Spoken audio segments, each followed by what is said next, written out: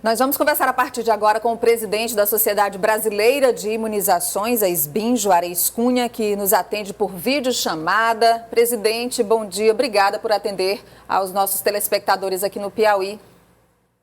Bom dia, Nádia. É um prazer estar falando aí com vocês. Presidente, recentemente a SBIM lançou uma nota técnica, eu já queria começar falando sobre isso, sobre as recomendações para a manutenção do calendário nacional de vacinação. Nós vimos aí, são 19 vacinas, é um dos mais completos, se não o mais completo calendário de vacinação do mundo.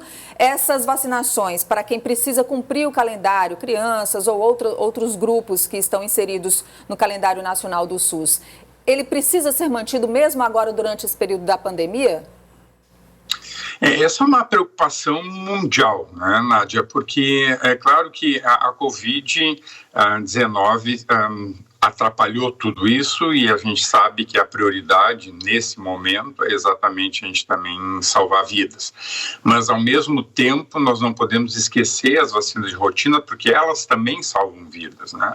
Então, nós temos como exemplo o sarampo.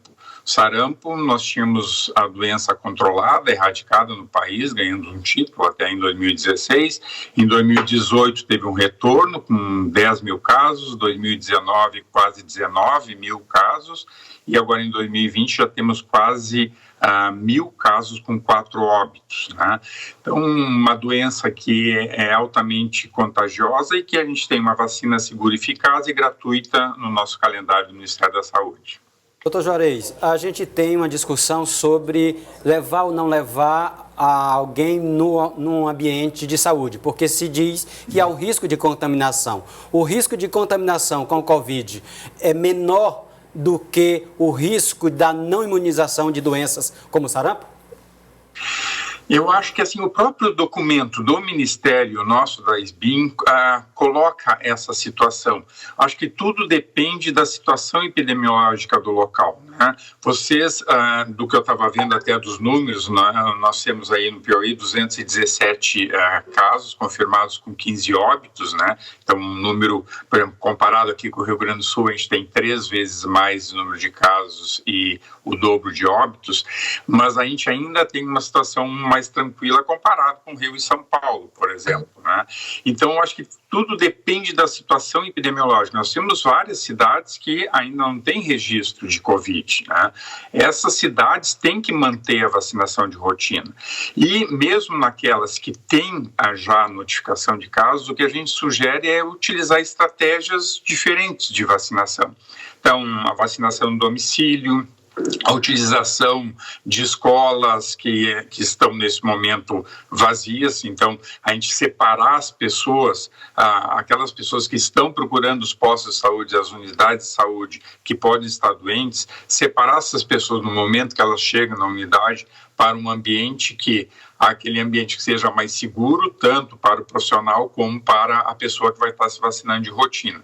Então, eu acho que tem estratégias interessantes que podem ser utilizadas para dar segurança, não só para aquela pessoa que está procurando a vacinação de rotina, no momento também de distanciamento social, que a gente também tem que respeitar isso, mas, ao mesmo tempo, nós temos que estimular essa vacinação de rotina, porque as outras doenças todas continuam por aí e a gente tem essa ferramenta muito importante que, infelizmente, nós ainda não temos para a Covid, mas para várias outras doenças nós temos vacinas seguras e vacinas eficazes que devem ser utilizadas. Estamos conversando com o presidente da Sociedade Brasileira de Imunizações, Juarez Cunha, por videochamada. Ele está no Rio Grande do Sul, né, como ele acabou de falar. Nós estamos aqui no Piauí recebendo essas informações.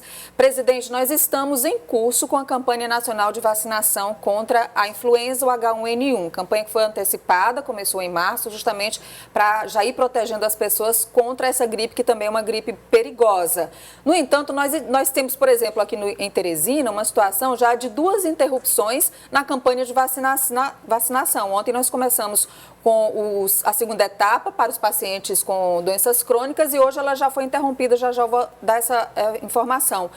A Sociedade Brasileira de Imunizações, a SBIM, tem contato com o Ministério da Saúde para saber se essa logística de distribuição das vacinas do H1N1 foi atrapalhada em algum momento por causa da pandemia? Nádia, eu acho que o que chama atenção esse ano é a procura, né? Aqui no Rio Grande do Sul também, em uma semana, a gente atingiu, ultrapassou a meta prevista da campanha. Então, o que acontece? Isso na fase primeira, né, que foi de idosos e de profissionais da saúde. O que acontece é que, como as pessoas estão mais assustadas, elas acabam procurando a vacinação mais rapidamente. E a estrutura logística não estava também preparada para essa procura tão importante, né? Então, comparado com os outros anos, que nós muitas vezes tínhamos que prorrogar a campanha por 1 ou por 2 meses, e quando terminava a campanha a gente ampliava ainda e distribuía a possibilidade de vacinar pessoas que não faziam parte dos grupos de risco. Esse ano está sendo ao contrário.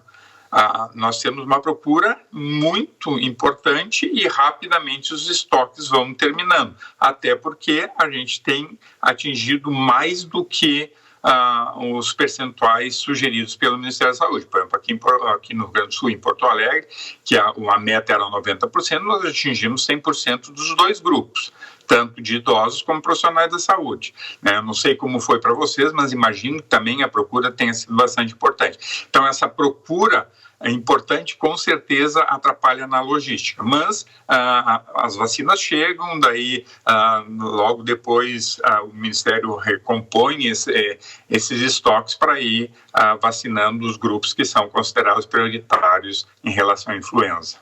Doutor Juarez, o senhor falou aí dessa procura que é muito grande por parte do cidadão e a comunidade científica está procurando agora uma vacina contra o coronavírus. O senhor, como um estudioso da área que acompanha esse tipo de busca, tem uma expectativa de tempo para a gente alcançar uma vacina contra esse novo coronavírus?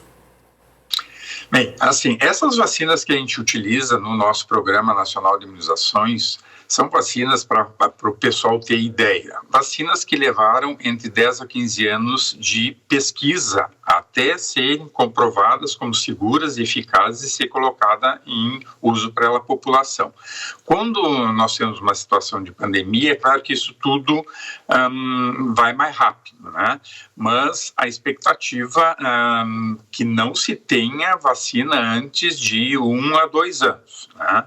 Então, a gente também nem sabe como é que vai estar a pandemia até lá, né? Mas, de qualquer forma, existem várias vacinas em pesquisa, tem mais de 70 vacinas em pesquisa, sendo que algumas poucas já na fase 1 ou fase 2, que a gente chama.